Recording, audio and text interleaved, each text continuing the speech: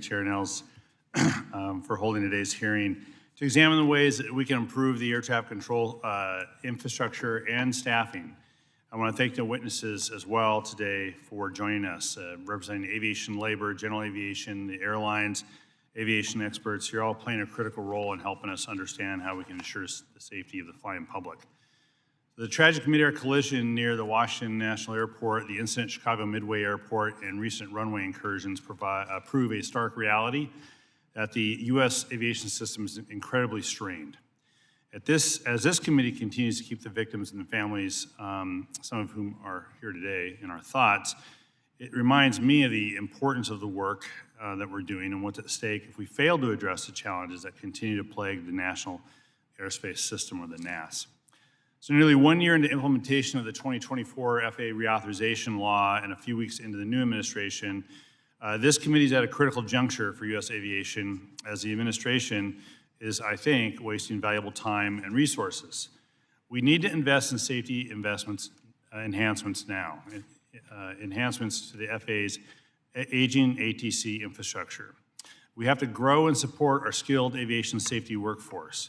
And we need to reject any administration action that undermines them or demoralizes them. We need these folks showing up to work every day, focused on their work, not on whether they're going to be able to go to work the next day. The overwhelming bipartisan 2024 FAA reauthorization law is a blueprint for these safety reforms that are needed to improve the ATC system. These solutions are well-reasoned. These solutions were hard-fought. These solutions present the best path forward towards improving the safety of the NAS. And the FAA's primary responsibility is to facilitate the safe operation of the NAS, which relies heavily on the expertise of the FAA's workforce, whether it's air traffic controllers directing aircraft across the country, technical operations specialists installing advanced runway equipment at U.S. airports, or even program assistants who are supporting various teams at the agency. They all are critical in achieving the safety mission at the FAA. Now, aviation experts have long raised concerns about the understaffing of the FAA's safety critical roles. For instance, the independent NAS safety review team found that these workforce gaps, quote, further erode the margin of safety and increase risk, end quote. It's alarming then that at such a tenuous time for the U.S. aviation, the administration has decided to purge the FAA of employees, hundreds of them. These folks are not just a, quote, handful of junior hires, as some have callously claimed. They're talented individuals who've dedicated their lives to aviation safety and careers in service to their country. So, Mr. Chairman, I'd like to enter in the record, if you could, a letter from myself, Ranking Member Cohen, Ranking Member Connolly, and T&I Democratic colleagues to Secretary Duffy, and I'll have a chance to talk to Secretary this afternoon about this letter, demanding answers on these firings and the unproductive "what did you do last week" emails, and how the department will prevent these actions from jeopardizing aviation safety. Without objection. Thank you. The reauthorization law recognizes the importance of the safety workforce by requiring the agency to annually hire the maximum number of controllers from the ATC Training Academy, update the antiquated staffing models for controllers, safety inspectors, and other critical safety positions, and expand the agency's training resources. Now, I want to recognize the administration has taken positive steps, including last week, to accelerate controller hiring. But these efforts are going to be in vain if the indiscriminate firing of safety employees at the FAA continues. So the FAA's safety mission also depends on very complex ATC systems that provide navigation and surveillance services for more than 45,000 flights every day. However, many of these FAA's ATC facilities and equipment, or F&E, have exceeded their expected service life cycle, which is made worse by inadequate funding requests over several administrations for the FAA's F&E budget, a point the chairman has made eloquently in his opening statement. Despite increasing appropriations in recent years, the 2024 budgetary estimate shows that the FAA needs $4.5 billion for F&E, with that funding need quickly approaching $6 billion in a few years. So the nation's ATC infrastructure can no longer rely on archaic technology like floppy disk and aging radar systems to keep our skies safe.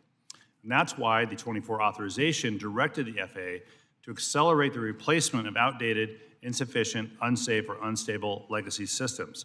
The law also requires the FAA to prioritize the development of runway safety systems and innovative air traffic management technologies. The law lays out the policies the DOT can implement now to bolster our air traffic control system and help ensure our skies remain safe for the traveling public. I am open to new ideas to modernize the system. That's the primary reason we're all here today. But having consultants with no experience in the industry and clear conflicts of interest to tell us what we already know, what we already outlined in the law, is unhelpful. Show us your work, show us your results, and we'll judge the quality of it. Recently, a broad coalition of aviation stakeholders, some of whom are here today, released recommendations to modernize the ATC infrastructure. I look forward to hearing more about those details. Now, as this committee works to strengthen our ATC system, we all have to ensure that aviation safety is not dictated by special consultants, but it is dictated by experts in aviation safety. We can all agree the status quo of the NAS is not sustainable. We agree on that. That's why we wrote the FAA reauthorization law. That's why we put in basically the work plan for the FAA to deal with it. But we need to focus on our forward-looking consensus recommendations. So I'm pleased to see in a recent letter sent to this committee, the majority of the aviation industry are, quote, not pursuing privatization of the U.S. ATC services, rightly deeming it a distraction from needed investments and reforms. In the past, this committee has debated the issue of privatization, only to see it fail to even receive a vote on the House floor. All the while, critical progress on actually improving our ATC system was stalled or delayed. We've seen that movie before. I'm glad the industry has decided against funding the sequel. To build a safe, innovative, and efficient American ATC system, the path forward is clear. Swiftly implement the reauthorization law, fully staff the FAA, and invest in deploying safety-critical technology. I look forward to hearing from today's panel on how Congress, the FAA, and the aviation industry can work together to make this all happen.